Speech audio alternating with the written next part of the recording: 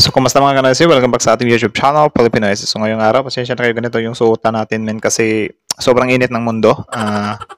Pinagpapawisan tayo. So, mula sa News 5 ito, men. Update na naman ito patungkol sa WPS, ngayong araw mismo. So, yan yung panonoorin natin ngayon. Again, mula sa News 5 everywhere. So, meron itong pamagat na barkong pangdigma ng China na mataan malapit sa Palawan sa gitna ng balikatan na exercise. Nako po, bakit barkong pandigma na to? Kung matatandaan nyo, men, yung video natin patungkol dun sa nag-uusap si Blinken at saka si Xi Jinping ay parang nag-ano pa ito na, sige, aanuhin ko yung mga barko namin dyan.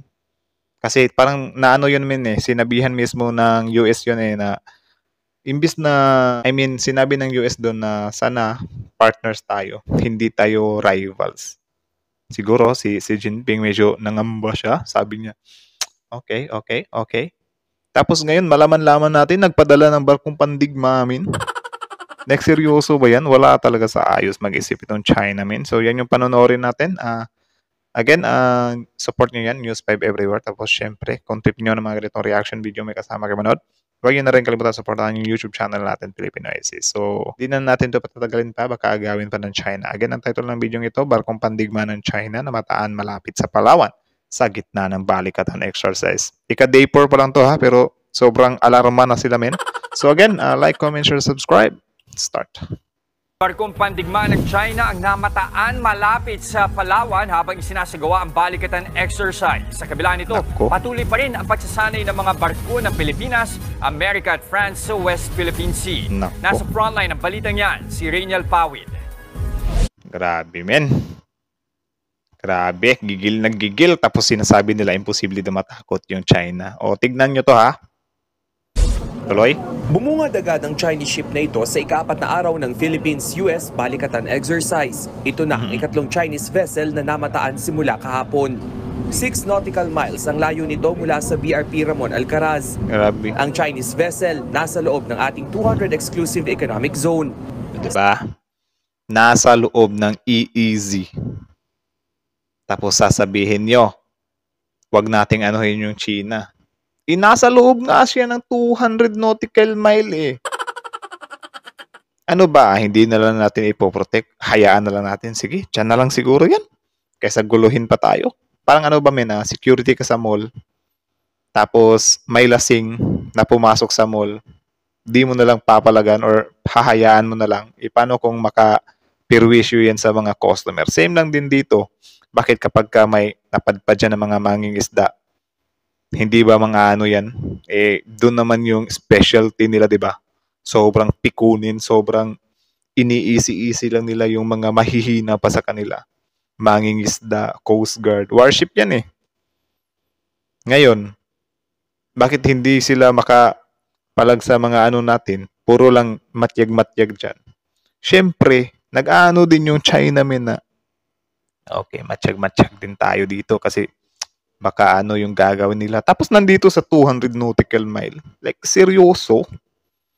Grabe. Tuloy. Sabi ng Philippine Navy, 50 nautical miles lang ang layo nito sa mainland Palawan. Grabe. We have seen a Jiangkai 2 class guided missile frigate of the Chinese. The ship that we saw yesterday is an electronic warfare vessel, and this one is a frigate. It's a guided missile frigate. Nagpapakita man ng presensya, hindi naman umano nakikitang balakid ng Philippine Navy ang Chinese vessel sa balikatan. Right now, they are not within the war. Sobrang dami nagalit ng mga kapwa Pilipino dito kasi porket wala siyang something panganib, hinahayaan lang . Kaya yung China, ganun ka mautak yung China daw, men, na halimbawa ganyan. Sige, hindi tayo maglalagay ng harmless dyan. Pero nandyan pa rin. In fact na nandyan pa rin sila, still they're trespassing, di ba? Or talaga sila, nananadya talaga sila. Pero in order para hindi sila anuhin, like, okay, hindi sila nag-show ng ng harm. But yun palang pagpasok nila sa 200 nautical mile, di ba parang nanti-trigger talaga sila, men, or nananadya talaga sila. Yan yung din grabe yung ng taong bayan dito, men. Mamaya magbasa tayo ng comments, Okay. They are not hazard to safety of navigation. Bandang alas 12 ng tanghali, bumaklas naman sa balikatan ang French Navy ship na Vendemier. The French frigate sailed towards the mainland to close the airspace gap, and they will conduct a medical evacuation of their personnel. Kahapon nagkaroon naman ng maritime search and rescue operations. Ang BRP Ramon Alcaraz, BRP Davao del Sur at Barko ng Amerika nagsasanay para sa iba't ibang water emergencies. We will simulate a missing person at sea and all the so yan na yung mga something progress na nagagawa nila, no? 'Di ba day 4 na ngayon? Tuloy. Participating ships will search for it. So it will test our interoperability in searching. Kada araw nagsasanay rin ang 4 na barko sa formation and steaming. Dito'y nahahasa ang mga Navy sa pagposisyon tuwing may pag-atake o pagprotekta sa barko. Grabe yan. Sa dalawang magkasunod na araw, 3 Chinese... Diba? Sa training na pinagagagawa nila, pinoprotektahan nila yung barko nila, or the way mag-practice sila, if ever na may manggulo sa kanila, or how to protect their own ships, yan yung pinagagagawa nila. Diba? Siyempre kasi, yun nga naman yung trabaho nila, diba? Navy or ng Army. Yun yung trabaho nila. Ang una, protektahan nila yung bansa, yung seguridad ng bansa. Tapos syempre, iprotekta nila yung ano nila mismo, like ganyan, barko. Sa air naman, yung helicopter nila or yung mga sasakyan nila panghimpapawid, yun yung poprotektahan nila. Yun yung training na gagawin nila. Kasi paano nga naman nila poprotektahan yung bansa natin kung sila mismo sa sarili nilang sasakyan, sarili nilang barko, hindi nila kayang protektahan, di ba? Tapos dito na pumasok yung China, na yung mga ginagawa daw natin dito is for war. To defend nga, di ba? To defend. Maybe yung sa opensa, pero out na sila dun kasi syempre drill nga, di ba? Hindi naman porket drill ay kayo na mismo yung tinutumbok. Drill nga, di ba? Ang hina din ng kukote ng China minsan, men. Sorry ha, pero I think mag-agree kayo doon. Tuloy. War vessels na ang aming nakita simula ng pasukin namin ang 200 nautical miles exclusive economic zone ng Pilipinas. Ito rin ang pinakaunang balikatan na ginanap sa labas ng Philippine territorial waters. Nagbabalita. Yung 12 territorial waters, yun yung ano daw, yun yung ano yun talaga yung pinaka ano talaga natin na kapag napasok talaga yung China dyan, parang pwede na natin gawin yung anong gustong gawin natin, di ba? Or aksyonan talaga natin. Kasi sobrang lapit na sa lugar natin yun eh. 12 na yun eh. Yung sa 200, doon tayo parang iniisi-isi ng China, no? Kasi parang nag-conflict nga tayo sa mga claims. Though, sobrang ano talaga, out na talaga yung China, sana dapat dyan. Pero yun nga, may pinaglalaban sila na mga kaululan dyan, kahit na hindi naman na dapat. Pero kapag sa 12 mismo, ibang usapan na yun. Tapos ngayon, ang ginagawa natin, lumabas tayo sa 12, at the same time, nasa loob pa rin siya ng 200. Dito, nasasakta naman yung China. Exclusive economic zone nga natin yan, di ba? So it means exclusive. Philippines is Philippines talaga. Di ba? Tuloy. Mula sa frontline, Rainiel Pawid, News 5. So yun lang, again, mula sa News 5, support nyo yan. Original video in the description box. Tapos syempre, bago nyo iwan yung channel natin, huwag nyo na rin kalimutan supportahan yung YouTube channel natin, Philippine IC. So, that's it guys. Kita nyo naman yun. Grabe yung China. Nangako-ngako pa sila dun kay Blinken, na hindi sila pero ano yung pinagagagawa nila ngayon? Grabe, wala na talaga sa ayos ng China, men. Puro lang talaga sila, kapag kakaharap nila yung Amerika, sobrang babait nila. So it means, dun pa lang, nakikita or makikita mo na, natakot nga yung China sa US. Bakit siya pumayag, men? 'Di ba? Nung sinabi ni Blinken na, gusto ko partner tayo, men. Ayaw ko ng rival tayo.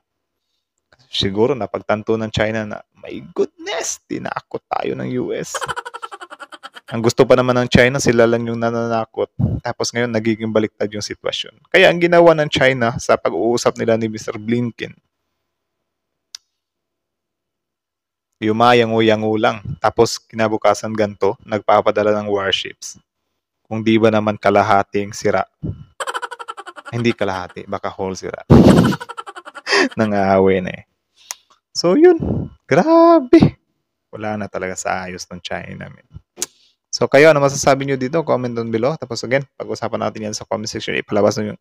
Nakalimutan kong basahin yung, basahin natin yung hinaing ng taong bayan dito or yung mga kapwa natin Pilipino. Magbasa tayo ng mga kahit 10 comments, ano. Kasi syempre, need din nating ipalabas dito yung tunay na nararamdaman ng mga Pilipino. Kasi yung mga pro-China pa naman, pinagtatanggol nila yung eto na, basta tahimik lang ang confidential Sara. Nako, pati si BP na dito. Radyohan kasi kung nasa sea area natin, kaya ganyan sila kasi pinapabayaan lang natin. Ito, tingnan natin kung ano yung ribat. Balikatan exercise sa easy ng China naman. Tingnan natin kung meron ba buto. Niradyohan nung nakarang exercise pero hindi sumagot ang China. Diba? Kaumay naman, lagi na lang namataan. Isalin nyo kasi sa balikatan tapos putukan nyo ng water cannon para di pa aligid-aligid. Nakatulong pa sa exercise nyo para happy. Para kang inaantok, sir. Isn't PH supposed to warn them, not the other way around? This time, PH should be doing the cannoning, perhaps the real cannons. Ito din yung parang di ba? Yung kapwa Pilipino natin kasi yun nga kapag yung China kasi yung umaaligid-aligid, tinitingnan lang daw like okay, hindi wala namang threat kasi hindi naman sila armed, something like that lang yung ba. So parang nagiging daw nito parang na-outsmart tayo ng China na in order for them na hindi natin sila magpapadala sila ng ng hindi armed but parang nagmamatsyag ba. So parang ang nagiging siste daw niyan, binabastos tayo ng harap-harapan. Kasi kung mapapansin nyo daw, yung mga mangingisda nga natin mga harmless nga yan Pero bakit? Binubuli din ng China. So wala silang pili. Tapos ngayon kapag nakita daw natin yung China dyan, parang lang daw tayo ba na, okay, hayaan na lang. Kaya dyan daw nagiging mas lumakas daw yung loob ng mga Chinese kasi every time na kasi parang daw yan nag-umpisa siya sa matsyag tapos pa isa-isa tapos hanggang sa dumami at doon di na daw makokontrol ng Pilipinas. Yun yung parang ng mga kapilipinuhan natin dito na parang hindi nila nagustuhan sa way daw ng pag-handle ng AFP natin. Pero iwan ko lang talaga kung talaga yung dapat gawin dyan. Kayo, if you have any suggestion, comment down below. Pag-usapan natin yan sa comment section. So, I think that's it na lang muna. So, update naman tayo bukas. So, ngayon, yan yung update natin ngayon. April 29. So, again, comment down below. Filipino IC and News 5 everywhere. So, thank you so much for watching. Filipino IC.